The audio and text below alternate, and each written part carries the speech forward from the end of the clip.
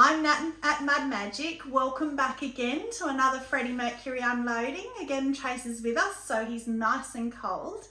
But before we start today, I had a little bit of homework that I had to do. Last kiln opening that we did, it was 11 o'clock at night and I was really tired and I just forgot everything. So I didn't do my favourites and flops, but my kiln favourite anyway was this one. I think it was pretty obvious. But what I forgot to say with this one and what I wanted to say, for anyone who didn't watch it, that's just Rainforest, but that is the one that I did the video on, pulling a large jug, and then said that I was going to carve it.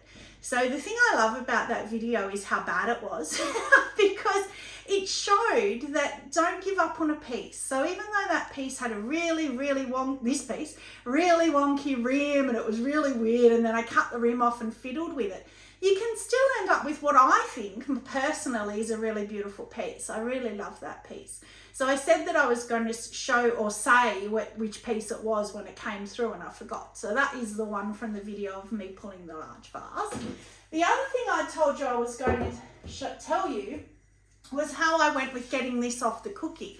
So this was the one, this is just Spectrum's Reactive Red all over, that's all it is. But it was on the cookie and it was the whole way around, ton loads on the cookie. So I didn't think I was going to get off. And actually, if you had seen how bad it was, it's actually come off quite well. It's still a bit chipped and not perfect, but considering that I didn't even think so, it hasn't even gone through when I've ground it off. But I just used my beautiful diamond grinding disc thing to get it off, and then I did it on my diamond core on the wheel, and then I just used the sandpaper and just sort of finished it off. But yeah, I'm actually really happy with that. That's still usable now, so that's really good. And the other thing that I've been wanting to do is a re-show of this piece because I feel like it didn't get its proper dues. So this piece came out, I don't know, 3 or 4 kiln loads ago, and we didn't have the light working.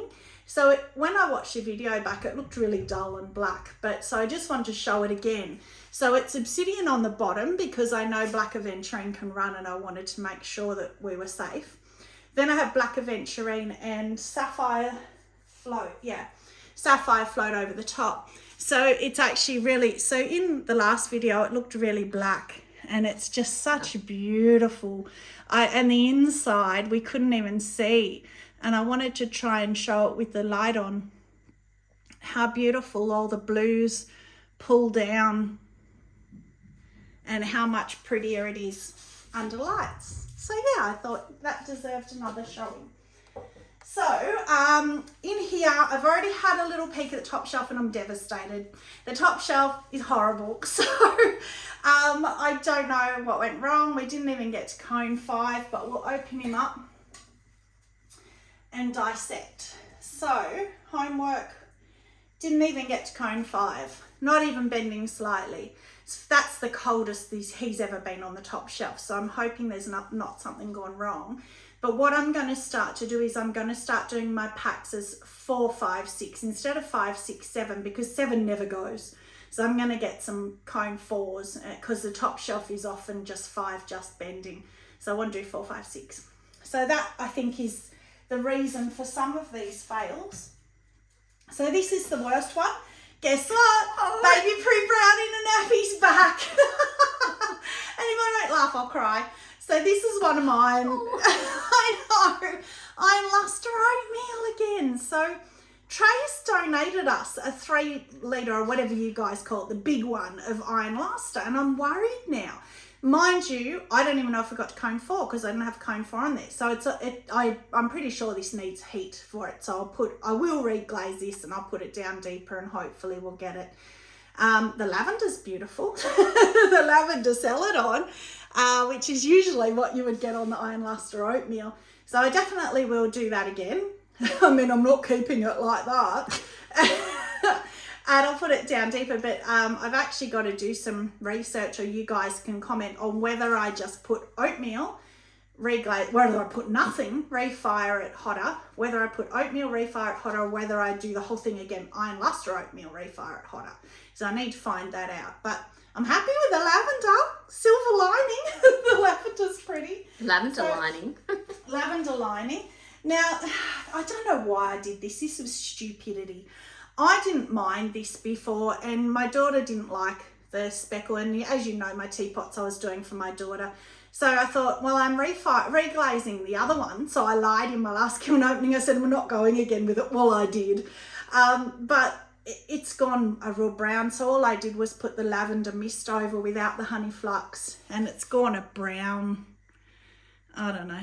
And also it hit the shelf badly hit the shelf. And I didn't think to put cookie on under it. So it's a bit of grinding on my shelf for that one. And I've still got the moon cratery kind of thing in the lid. So that's, yeah, worse. So I should have left it because I actually quite liked it before. It was just because my daughter didn't like it. So I might as well do the other one. So you'll remember I said I wasn't going to try again. I was giving up because the lid was stuck here. And I thought it was stuck fast. And in fact, when I hit it with my grinding, what are they called? Not the Dremel, the bigger one. Anyway, whatever they're called, disc. It popped off really easily. And there was only a little, you can't even see. There was only a tiny little mark here where it was attached. So I think I've actually done quite, because I can't even find on there where it was attached. So actually that's come out quite nicely. So it was stuck on like that. I had them too close. It was quite funny. So that's now quite a pretty purple. So in fact, maybe my daughter might like that one now. So it's got a little bit of sort of crackling in here, but it's, yeah, it's been getting better and better each time. But that is definitely the last time, because I think that's the 4th time I fired it. So I can't do it anymore. The poor little thing's going to fall apart. So she can decide whether she wants that or not. So this is the only one that I don't mind on the top shelf. So I've done obsidian and sapphire float a lot, and I wanted to try obsidian and indigo float. And now I know why people don't do it because it's really dark. I don't mind it. It's quite pretty still, but it's very dark. It's almost a cobalt blue kind of colour. It's still pretty, but I think the sapphire float is prettier. And on the outside, I'm not sure if I even did it, you can see a little bit of a greeny kind of tinge there. Whether I only did obsidian, I'm not sure, but I mean, I don't mind it, but I definitely prefer the sapphire float. That one's very dark. Now, the one that really made me want to cry, and I haven't looked further down, so I don't know. I did a set of 4 of these. Let's start with this side because it's beautiful. Inside is snow, and outside I did all the different high fire colours that I have. So that's the high fire lilac from the Amaco range. And I know they're stable, so I took it all the way to the bottom. I put little flowers. Just love the shape of these. I was so happy. And then that happened. Oh, I know, it's huge. And I don't know why. I mean, it wasn't even a 4 maybe, who knows, but it definitely wasn't a 5. I don't know, but it's massive. And we had that crack of that other bowl last time too that was like that. So yeah, I'm very devastated. I mean, I can throw, they're quite easy and quite quick to throw. And in fact, if I'm honest, I've already thrown some more because I saw that. So hopefully it won't crack next time. But if anyone's got any tips, please. Now this one's a real fail. So I decided to go again with my plate, even though I said I wasn't. And I put the obsidian and snow all over it to try and cover up this middle, and it's just gone manky. It's horrible.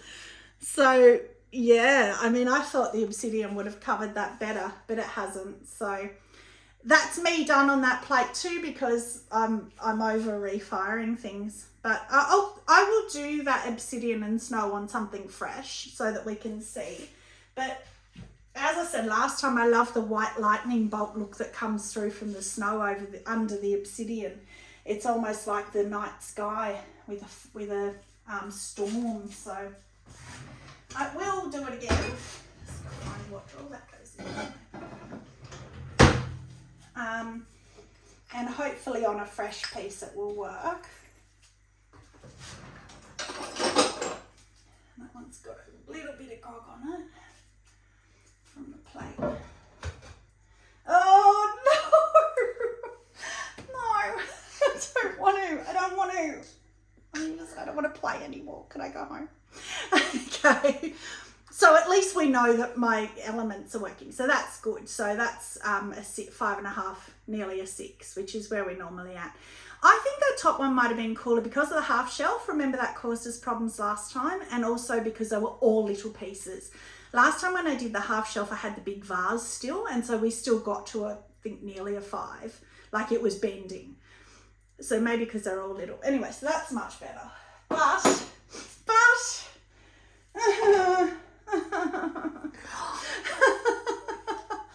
almost identical. That's the scarlet red, the High Fire scarlet red. Again, stable. Again, a pretty butterfly. Again, snow inside. So look. Well, they match. I was going to say, I was going for a matching set. So, oh, far out. What could you put? A spoon on its side? The handle of a spoon sideways? I don't know. I mean, that's upsetting. That is really upsetting. I just love them. But as I say, at least it's not something like the teapot that you put all the effort in. They're just bowls and it's just clay, right? It's just clay. Let's get out a nice one. Oh, that is so light. Okay, pretty. Cobalt and white. It's just my favourite. Cobalt wedged into white, Keen 6 white clay, and then Keen 6 white. Just simple. But you need to feel how light that is, because I can never do I know, you nearly throw it in the air because my bowls are always really heavy. So this one looks pretty. Oh. Okay. So this one, actually this is why I brought this one out again, because this was from the previous kiln unload and we were so excited with it. That is just copper red. That's all it is. So I decided to do it without, not that that's texture, but without the holes breaking it and that sort of thing. So just on straight, and it's still got those pretty, inside's beautiful, but then it's really lost it. So it hasn't moved either, which is very interesting. But I have said on here before, I tend to glaze lighter on the outside because I get scared. So I think that's why the inside is so beautiful. It's broken on the rim, which makes sense, but I don't like how it's broken. Oh, I do. Do you? To the white clay? Yeah, but then here it's just too light, too thin. And again, we've got outwards. So whether that's some of the grog from the top shelf from the plate come down onto it. But I might give that another go because I love inside and I love the shape of it, the altered rim shape. So I may give that another go actually, put another couple of coats and try again, we'll see. You know, I tend to like refiring. Oh, that's it for that shot. All right, there are still more of those bowls. I may still cry. It may happen. Oh, I'm scared to get this off. Oh, okay, no, we have 2 sets. So we've got 50-50. 2 that haven't, 2 that have. So I'll get them out first. So yay, so it's stuck. Oh no, it's not. Okay, so that is new to me. That's the China Blue in the High Fire range. So that's really pretty blue. And the snow and the butterfly. And guess what? No cracks. Yay. So when you get a clap for no cracks, that's a bit tragic, isn't it? But I do like that colour. So that bowl originally I did in the baby blue, which is a real pale pastel blue, almost like sky. And because I couldn't get my hands on the China Blue. And then I found the China Blue, so I washed it off and reglazed it in the China Blue because it's going to go better with the red and the lilac and the yellow. So yay, 1 survived and 2 survived. The bright yellow. So it's interesting, and the snow and the butterfly. That is the High Fire bright yellow. And last kiln opening we had the marigold and I said I didn't like it, which is almost identical colour to that, but this is opaque and it's translucent. On this, I love it because it matches in. So it was meant to be, if I can get my hands to do it, can you see all 4 colours? It was meant to be a set with all the bright colours. So, and it still will be. I am determined it will be because I've thrown some more. So I will reglaze. I've actually thrown 4 more because I didn't know how the rest were going to be. So I'll do 2 in the red and 2 in the lilac and hope that one of each survives if I do it that way. And eventually get my set. I have to have have a look at them and see, but they are deeper in the kiln. Maybe that's why. Oh, cookies. So that's interesting. So that's a really dead 5. But that's actually cooler than the shelf above because it had the 6 halfway down. But anyway, that's good. I like that. And this one. Oh, is this yours? Oh, this is yours that you couldn't remember. Stuck on a cookie. Is that on a cookie? Yeah. But it's not. It's only with the clear, I think, because there's no glaze. Oh, it's pretty. So that was the electric blue underglaze wiped back, and then the sky over the top. And we were racking our brains trying to think what her third piece was. And I said to Trace, well, when it comes out, you're going to have to tell me because I won't remember. But I do remember because they're 2 that I love and I've done that myself. So I do remember what that was. But yeah, that's pretty on the speckle. You can see the little speckle dots. Trace loves the speckle clay. Yeah, that's successful. We'll be able to tap that off because there's no glaze on it. It must have been clear on the bottom maybe. That'll come off. And this one, oh, interesting.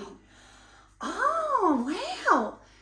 So that's the vintage gold or the saturation gold? Vintage gold. The vintage gold. And obsidian inside. But that's interesting. That's silver and gold. That's that song, Silver and Gold, in my head now. That's Josh's bulb. Yeah. Is that what it's meant to do? Because that's pretty. And there's bits that are shiny and bits that are matte. Yeah. I could see that on a vase or something. That's really, really interesting. So that's obviously a new glaze to us. That's the first time that we've used it. It has dribbled. It has stopped at the cookie, weirdly enough. So it's sort of dribbled sideways and sort of been soaked by the cookie. I don't know, which is good because it's not on my shelf. So, yeah, I really like that. Not food safe, which is why it's on the outside. Oh, okay. There you go. Not food safe, which makes sense because it's so textural. And it's, yeah, I like it. Interesting. I like it. All right, last shelf. Let's hope for something good. Oh, my big vases. I forgot they were in here. So, my friend Lee, I'll get it out first. My friend Lee that you would have all heard about, who I made the blue and white marbled mugs for, she could pick. She's dying to see this Weeping Plum one. She keeps saying to me, tell me when it's out, tell me when it's out. Yeah? Yeah. Oh, look at the bottom. Yes. So I was tossing up on what colour to do, and I love that. I don't know why, but the Weeping Plum over that, it gives it to me a real oriental, almost like a Chinese lantern kind of feel. And then I think it was just clear inside. But I love the little, it almost matches the stent. So that's just an MKM roller. So I pull the cylinder and then I roll it all the way up, cut the rim, because by the time you roller it pulls the rim out of shape, cut the rim off and then bellied it. And it's, I really like that. That's pretty. That's girly pretty. Put that up there. Finally I get one to put up there. Now we got Tracy's out.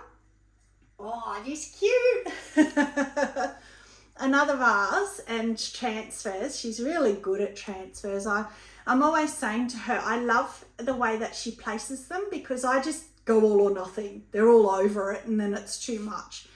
But she individually cut them out and placed them to how she wanted them on the speckle again. The Keen 6 speckle and just a cute little heart at the bottom. That's so cute. And inside as well. Oh, that's going to do your head in. That one's that way and that one's sideways. So she's so OCD. I just know. Wouldn't bother me at all, but I know what she's like. She would just be like, no, I'm getting rid of that just because of that heart. But that's gorgeous. So cute. You could actually put a little pillar candle in that or something. Not that you could, no holes through it, but you could still. I did realise that the hearts were the wrong way around after I clear glazed it. I'm surprised you didn't wash it off. You probably sanded or something. All right, so this is another refire. I said I didn't think that I would, but I did. Which was the little heart one, and it's much better, actually. I'm much happier with that. So this was the one, I don't know if you remember, where the rim, it had all really broken badly on the rim. And it was white clay all through the rim. And all it is, well, it's got weird holes down the bottom here. It's really Was that even pinholing? That's the same as what was on the teapot. It's like the moon landing, moon walk, whatever.